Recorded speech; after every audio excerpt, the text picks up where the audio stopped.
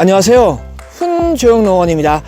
여러분들이 궁금해한 내용을 수목 전문가이신 오장근 대표님부터 직접 들어보기 위해서 왔고요. 지금 밖에 이렇게 진눈깨비가 내리고 있어요. 사무실에서 실내 방송으로 여러분에게 인사드리도록 하겠습니다. 자, 그러면은 안에 사무실로 이동해 보도록 할게요. 숨쉬는 드리웰 화분은 뿌리가 어떤지 보도록 할게요. 뿌리가 굉장히 많이 세근이 발달한 걸 볼 수가 있습니다. 자, 그리고 터널 라인을 따라서 쭉 올라가는 걸 볼 수가 있어요. 와, 이 상태는 진짜 정말 죽으라고 해도 죽을 수 없을 정도로 아주 뿌리가 얽히고 설키고 아주 이렇게 발달한 모습을 볼 수가 있어요. 숨쉬는 화분이 정말 대단하다는 게 검증이 됐고요, 증명이 됐고요. 자, 이 상태로 노지에 심거나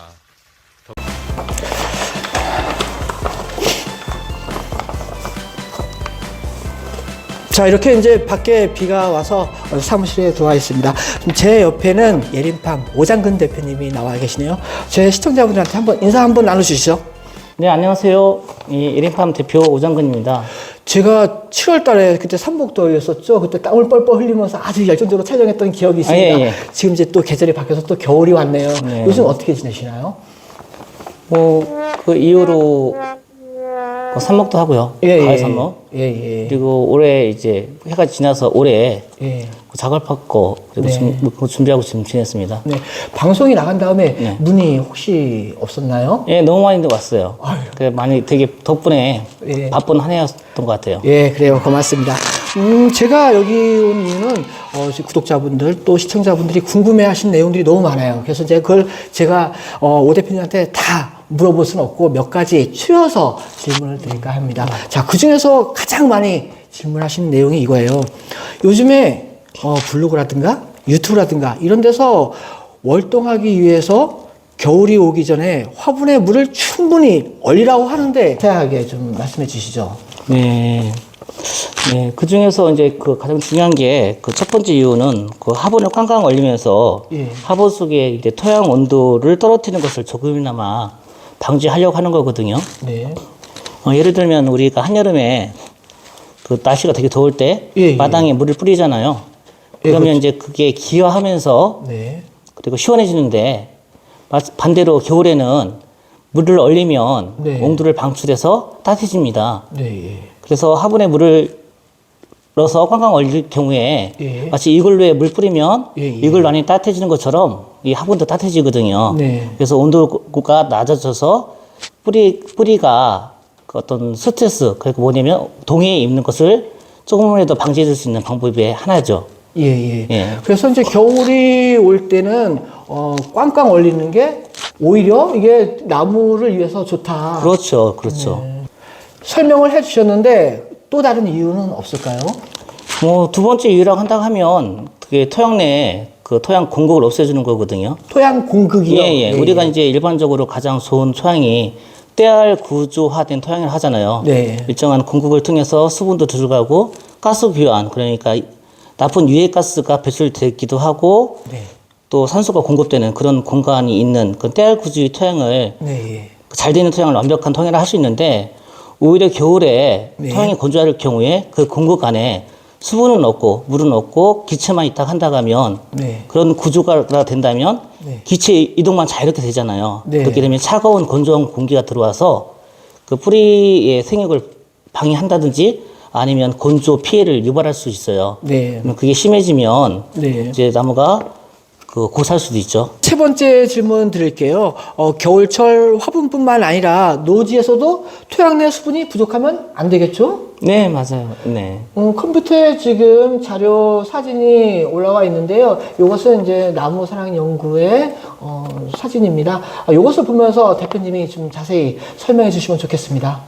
수목은 가을이 일정이 짧아지면서 온도가 약 10도가량 내려가면 성장을 멈추고 다가올 겨울을 준비하는 좋은 순화 과정을 겪습니다. 이러한 좋은 순화 과정에서 수목은 내한성이 생기는 동시에 휴면 상태로 들어갑니다. 그래서 겨울철 잠깐 따뜻한 기간에 계속되더라도 내한성이 쉽게 깨지지 않아요. 네. 겨울철 휴면 상태인 수목은 건조 피해와 동해 피해를 쉽게 입지 않는 이유가 여기에 있습니다. 하지만 이상 기후 또는 다른 조건으로 겨울철 따뜻한 기온이 상당 기간 지속되면 낙엽수는 피목을 통해서, 상록수는 강호성을 하려고 기금을 통해서 증산작용이 일어나므로 네. 수분 손실은 불가피합니다. 이때 토양 내, 화분 내 수분이 부족하면 심한 수분 스트레스를 받게 되는 겁니다. 지난 봄에 에메랄드 그린, 뭐 블루엔젤 이런 서양 침엽수가 많이 말라지고 있지 않습니까? 이것이 동계 건조와 관련이 있을까요? 네, 관련이 많이 있습니다. 그럼 좀 설명 좀 해주시죠. 네, 작년 같은 경우에 그 지난해죠. 가을부터, 늦가을부터 작년 봄까지 어떻게 보면 비가 한 방울도 안 내렸거든요. 물론 겨울이니까 눈이 안 내렸겠죠. 그러면서 굉장히 오랜 동안 겨울 내내 가뭄이 지속됐어요. 그러다가 2월 달에는 이상기후 때문에 그 기온이 굉장히 높았거든요. 네. 그리고 3월에 돼서 또 추워졌고요. 네. 그러면서 나무들이 스트레스를 많이 받았는데요. 2월 달에 온도가 일정 기간 동안 높아지면 얘네들이 광합성을 하거든요, 수목들이. 그러면 기공을 열고 수분을 증산작용을 하겠죠. 예, 그렇죠, 그렇죠. 네. 그 과정 속에서 토양 내에 수분이 없기 때문에 네. 증산작용을 해야 되고 토양 내에 수분은 없고 그러다 보니까 심한 건조 스트레스를 받을 수밖에 없는 상황이었어요. 네. 예. 그러다가 이제 3월 달에 꽃샘씨까지 오다 보니까 예. 그 피해가 유독 심했던 거죠. 그렇다면은 겨울철에도 물을 주는 게 맞다고 봐야 되겠죠? 그렇죠. 토양이 건조하면 무조건 물을 줘야 됩니다. 하지만 혹시 작년처럼 이렇게 따뜻한 기온이 계속 유지가 된다면 훨씬 더 관심을 가지고 지켜봐야겠죠. 대표님이 지난번보다 말씀을 너무 잘하세요. 지금 표정도 좋고 제스처도 좋고 너무 자연스러워졌어요. 저 말고 또 다른 유튜버님들이 또 많이 초대를 해주셔서 실력이 많이 늘었고 또 말씀도 많이 늘었지 않았나 이렇게 보여지고요. 마지막 질문입니다. 겨울철 화분에 식재된 수목 피해를 최소화할 수 있는 뭐 방법, 대책, 요령 요거에 있다면 좀 말씀해 주시죠.